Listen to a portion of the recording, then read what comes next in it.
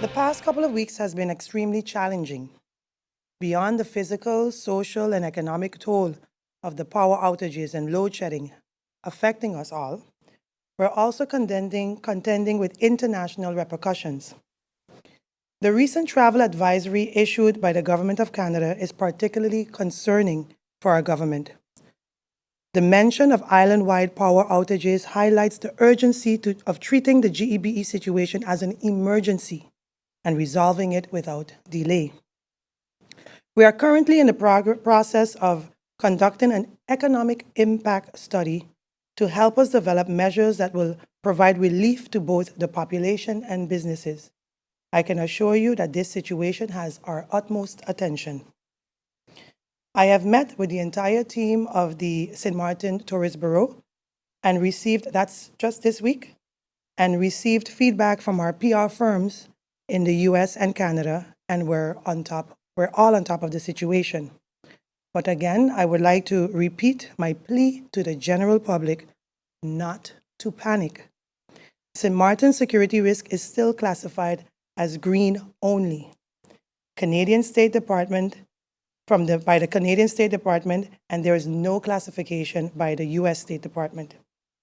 It is the lowest classification any destination can get, which means that travelers take the normal precautions as they would take at home. Aruba and Curacao has this same classification. And as I said before, we're trying to find out how all of this is affecting our tourism economy, and especially where it concerns bookings and cancellations. Summer is upon us already, and we will all do whatever it takes to make St. Martin the destination of choice for all. In this regard, I will be meeting with the St. Martin Hospitality and Trade Association, SHTA, this week and other stakeholders to fine-tune our strategies. That brings me to those videos about St. Martin that has gone viral on social media. We live in a world where bad news spreads faster than wildfire. We will continue to address the shortcomings that created the negativity in the first place. The path to resolving any problem is to first acknowledge that there is one. However, I can say without a doubt at all that St. Martiners are not racist, not by any stretch of that imagination. We are known as the friendly island for that reason. And we treat each other with respect, and we see each other as equals.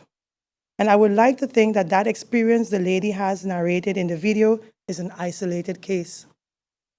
Nevertheless, we are working closely with the private sector and other tourism stakeholders to intensify training of the personnel, especially those who come in direct contact with tourists. We are in the service business, and we must improve not just our product, but our behaviors as well. On a different note, agriculture remains a priority for us. We are in the process of establishing a full-fledged functioning agriculture department within TIAT, and presently gathering all the necessary information to help us achieve this. As mentioned in the past, the delegation has traveled to Statia, and at that meeting, our representatives pledged for a more regional cooperation to achieve food security for St. Martin. A next delegation is scheduled to visit St. Kitts shortly to see how their agriculture sector works. But before then, I will be meeting with our own local farmers here to further discuss our challenges and seek ways to resolve them. Now I would like to address the current affairs regarding the bus and taxi licenses. On the Dutch side of St. Martin, we currently have 521 numbers active for taxi licenses and 264 bus licenses. Prior to September 2023, those numbers stood at 385 for taxis and 177 for buses. This jump in numbers can be attributed to licenses rapidly given out by the previous administration. It was reported that there was possible discrepancies in the matter in which these licenses were issued. To understand what has taken place, the issuance process is under review by the Department of Legal Affairs. When this is completed, I would have a better understanding and overview of how things were handled and what corrective measures, if any, are required. In the interim, we have decided, based on good and responsible governance, to place the issuance of licenses on hold. This is done for two reasons. We are in the slow season period of the year, and this allows us time to put a proper policy in place and on the issuance of bus and taxi licenses. Why is a policy so important, one may ask? Historically, issuing licenses has been a political reward during elections.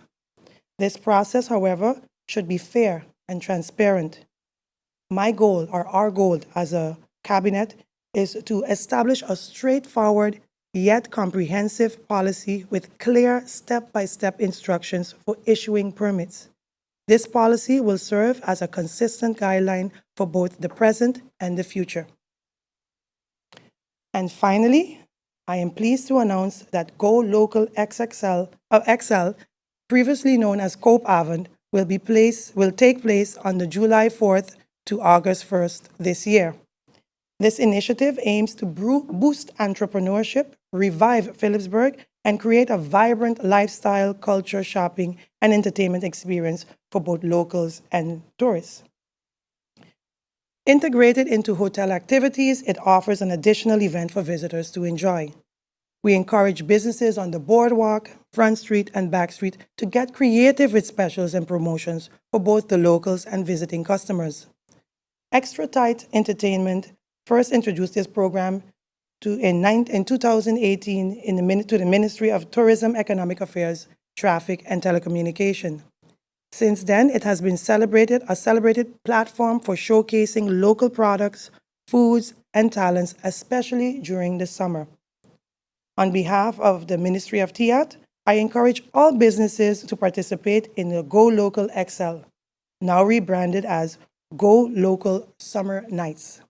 The event will take place on Thursdays from July 4th, as mentioned before, to August 1st from 5 p.m. to 10 p.m. on the boardwalk. Go Local Summer Nights aims to stimulate activities in the Phillipsburg, attracting both tourists and locals, support local vendors to providing a platform for showcasing their crafts, their cuisines, and locally produced products, boost economic activities by encouraging local spending, and foster community spirit and pride by revitalizing town centers and promoting interaction between residents and visitors. We expect at least 50 vendors each Thursday, offering a lively and diverse experience for all attendees. Let's work together to make this Go Local Summer Night a success.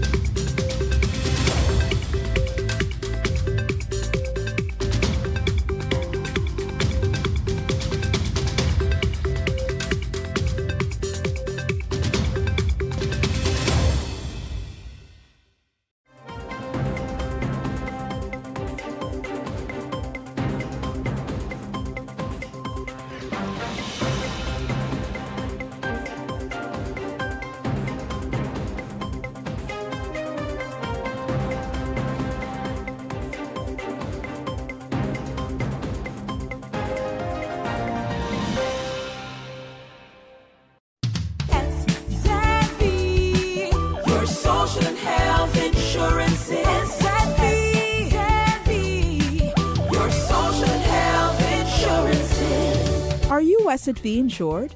Do you have a valid medical insurance status? SXM is cardless. Request your My SXM account today and enter the virtual office of SXM.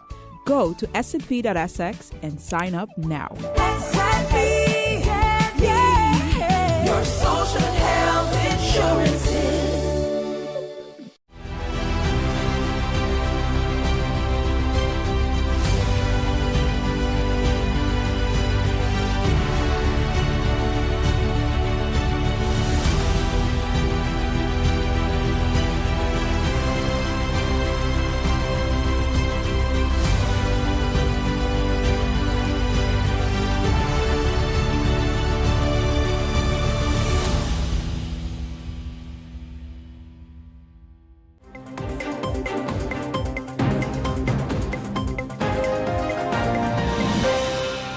Some may also be going through a criminal process. When one is removed from their position or their job, it is especially because they work into the department that is investigating them. I have seen, for instances, and already queried within the kingdom, where it's not necessary to remove a person completely from the job and just stay home getting pay. But if the person is being investigated by the department that they are working in, it is essential to remove that person from the job. So I'm taking into consideration that we are paying people every single month, and it is good that you can remove them into another position where they don't have any influence on the internal investigation. When one is removed completely from the job, it is because they are directly in contact with individuals or administration processes on the job. I'll go further to say, also regarding to Batch 6.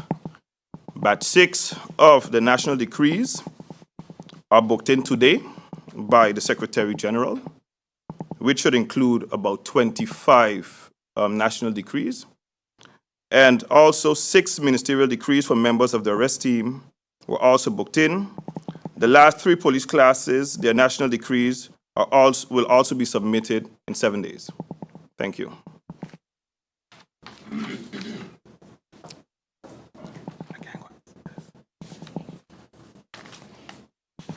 I would like to go on now.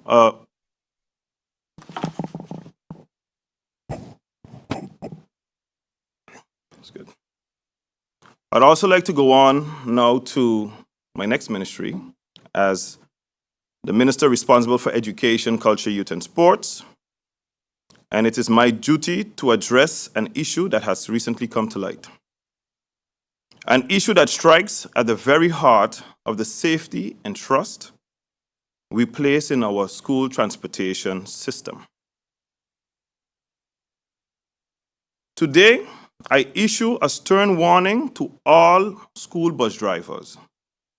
Your primary responsibility is to ensure the safety and security transportation of our students that are leaving from our schools, to and from schools. I want to make this abundantly clear. Predatory conduct will not be tolerated.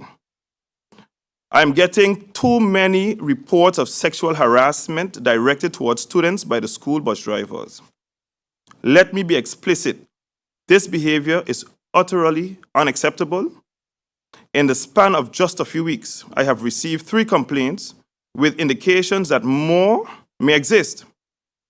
While many of these reports detail verbal harassment, one particularly alarming incident involved a bus driver taking a student into an alley. This kind of behavior will result in severe consequences, including prosecution. I will be calling for an urgent meeting with school bus operators, with the ministry officials on Saturday upcoming to discuss this issue. I have recently signed this invitation to the individuals. Invitations will be sent today to the school bus operators. School bus drivers must maintain the highest standard of professionalism and ethics while performing their duties. Parents trust that when they send their children on a school bus, they are placing them in a safe environment. These recent reports of misconduct are a violation of that trust and affront to the integrity of our school transportation system. We cannot and will not allow this to continue.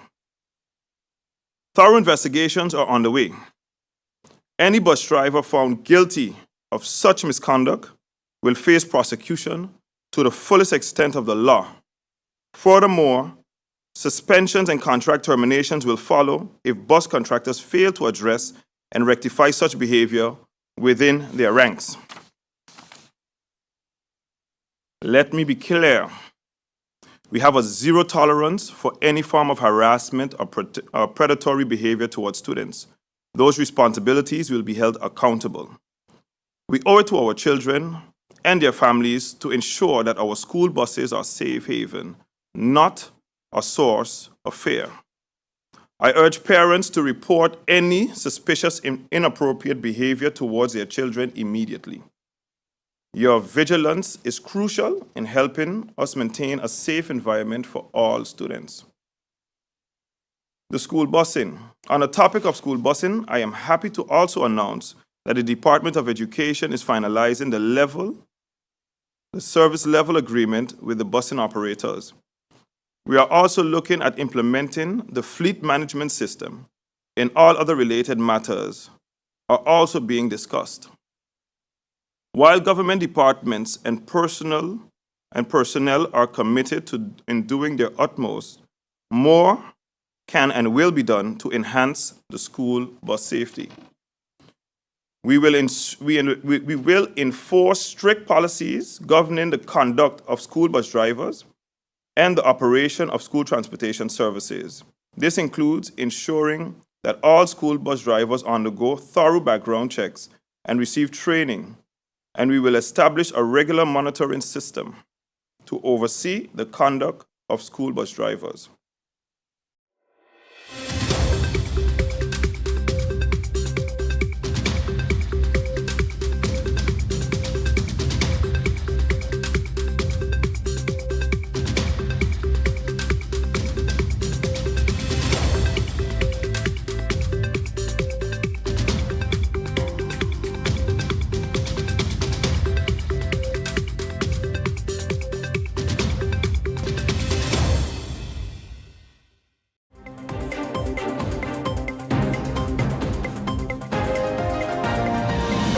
It's good to be here and get this opportunity to share what's happening at SZV with the listeners, with the community. Yes.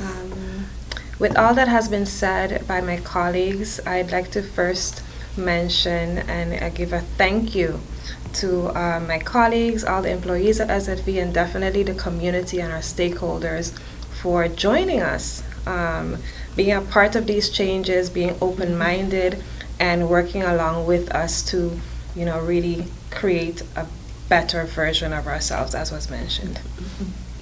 When we talk about your colleagues, are you going to be downsizing once the new building is completed? That is absolutely not the intention. Okay. With change, it requires that you need to be flexible, that you need to be adaptable.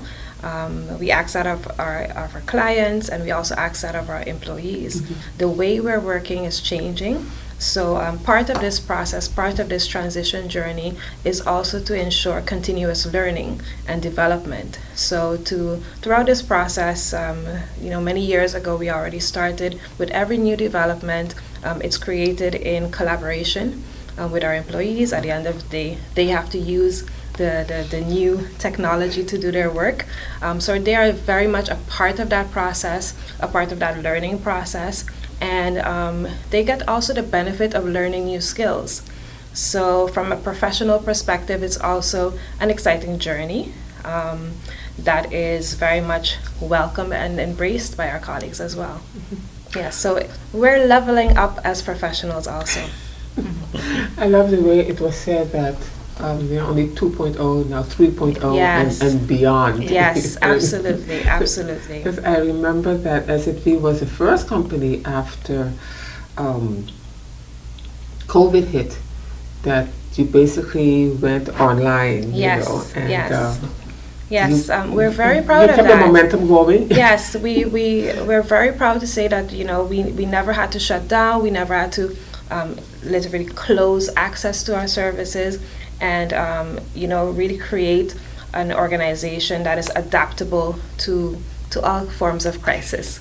And that is very important for us. It's also one of the leading decisions behind our new transition, to make sure that ultimately we are able to fulfill our public duty to provide access to social and health insurance benefits, maintain a high standard of quality care together with our stakeholders.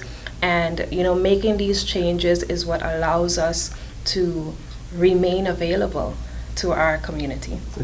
Competing with other companies on the gray market, and you have as I mentioned, the ill-intended companies that, So those are the challenges that we encounter, but I think we did quite a bit by cleaning up the portfolio, the amount of companies we had, then concentrate really on the ones that are out there and make sure that everybody stays current. So right now, I think we have a good collection method implemented.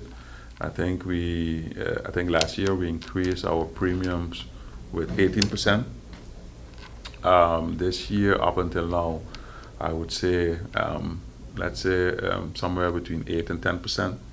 So the premium side, we think there's not a lot more we can do, but the collection is going, quite well. But regardless of that, we have people with outstanding, especially outstanding accumulated during Irma and COVID, and it's understandable in that regard. But what we're trying to do now is especially put the emphasis on keeping current, and the old outstanding, we'll find ways to, collect that, etc., etc. But, important is to keep current.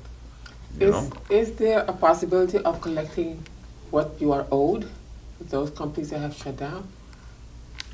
The companies that shut down is, you have to look at it this way, because we did a research also, and we had also help from a couple of gentlemen that did this around the world from Holland. And one of the things that they say is basically around the world, if the outstanding is older than 5 years, your chance of collecting it might be somewhere between 2 and 5%. So are you going to put so much effort into that old outstanding to collect maybe 2 or 5%? Or are you going to say, you know what, outstanding between 3 and 1 year old, you might have a 50, 70% chance, and 3 and 5, maybe 20, a 40% chance. So basically what we said is, okay, clean up the data first. Second, concentrate on what we can collect. And maybe on the third case, go to the older ones and see what's still collectible. But I assure you, I think some employers know the system, so they know exactly how to. Yeah. Yes, and if you come too late, 5 years, there's no bank account, there's no this, so your chances of getting that money is very minimal.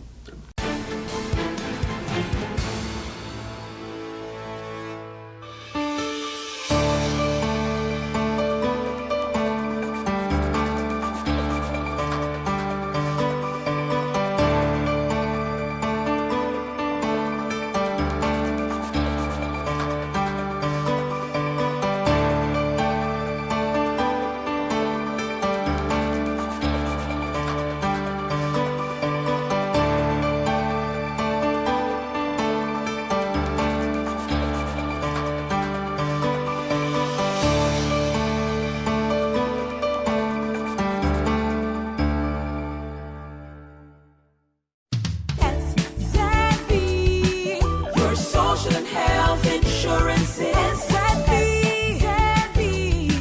your social and health insurance. Are you SXV insured? Do you have a valid medical insurance status? SXV is cardless. Request your My SXV account today and enter the virtual office of SXV. Go to sxv.sx and sign up now. Your social and health insurance.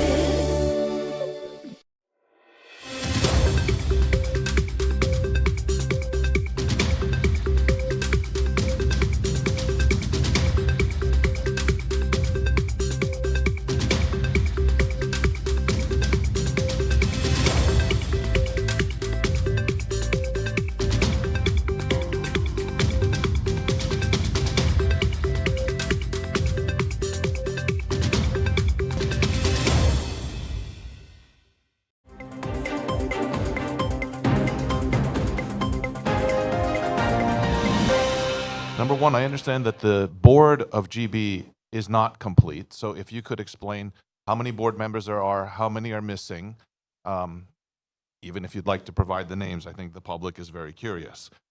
So from what I understand, that the financial picture of GB doesn't look very promising.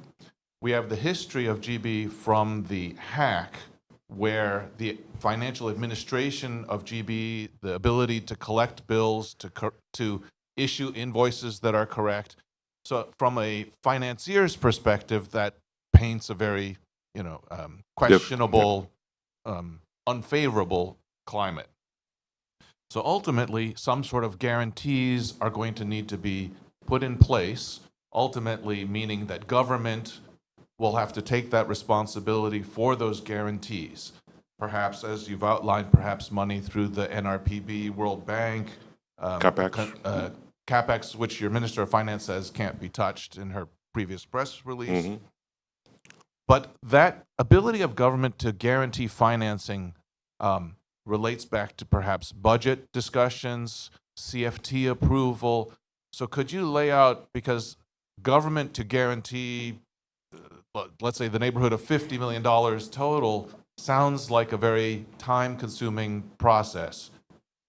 So that's going to affect the time frame that the public has to endure the blackouts. Mm-hmm.